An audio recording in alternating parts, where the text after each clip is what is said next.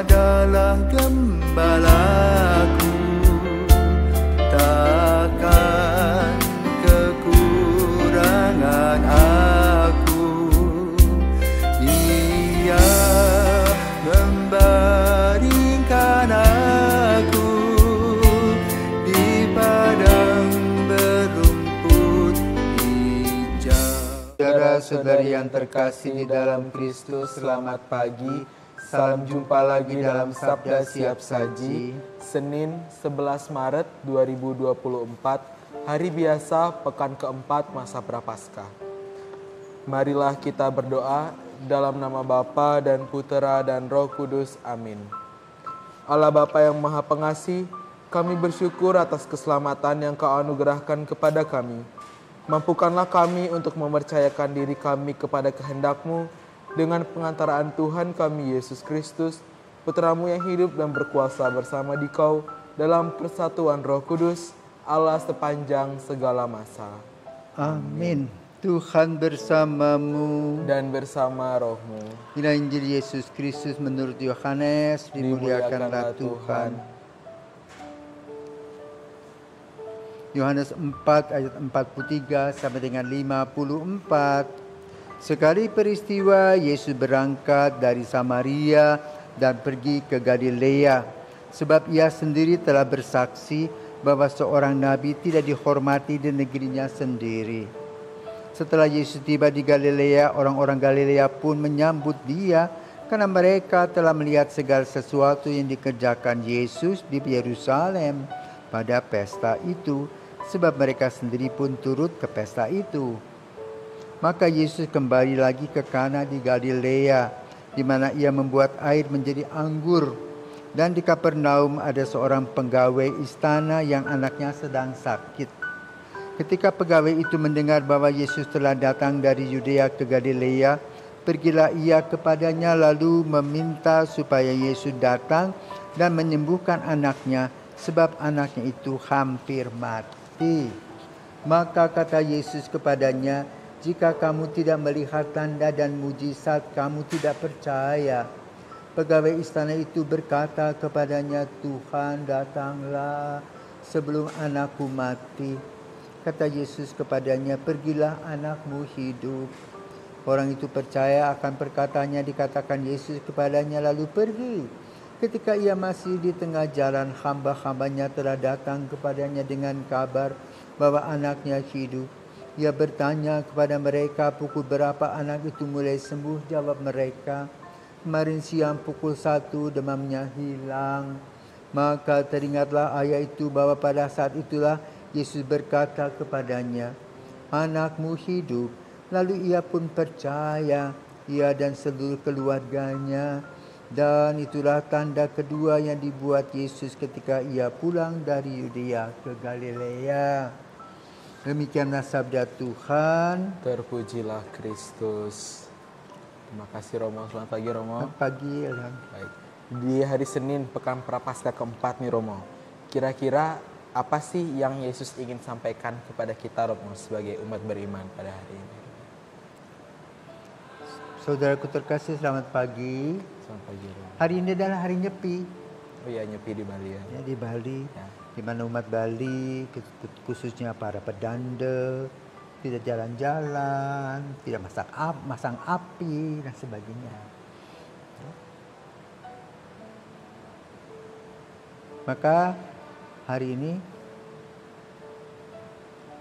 tidak ada kendaraannya lewat, pesawat pun tidak ada. Alam senang karena apa? Tidak ada polusi.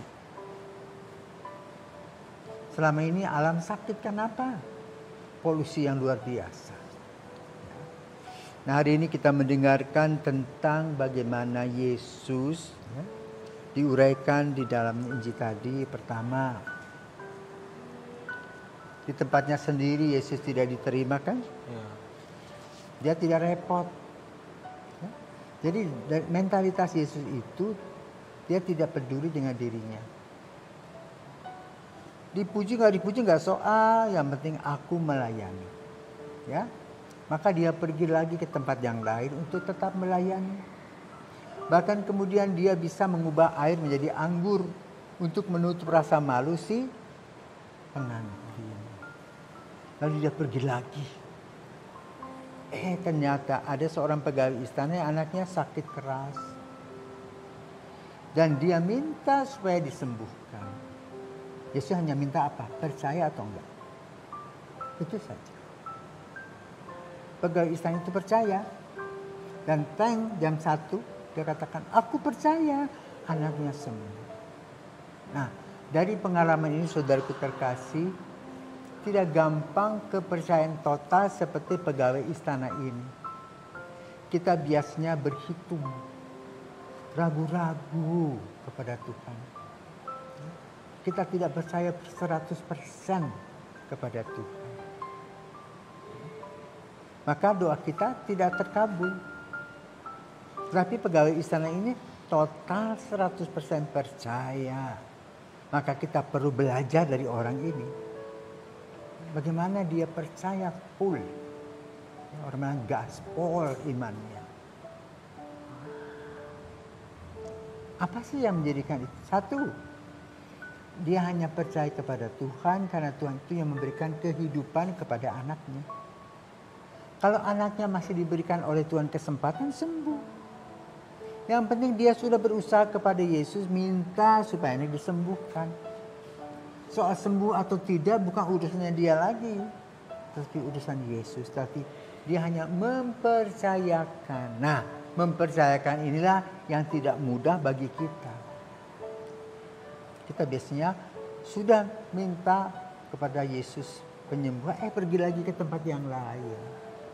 Maka pada pagi hari ini mari kita belajar dari pegawai istana ini untuk bagaimana caranya total percaya. Yakin bahwa Yesus adalah Sang Juru Selamat. Dan keyakinan ini perlu diolah dari waktu ke waktu. Agar kita betul-betul percaya.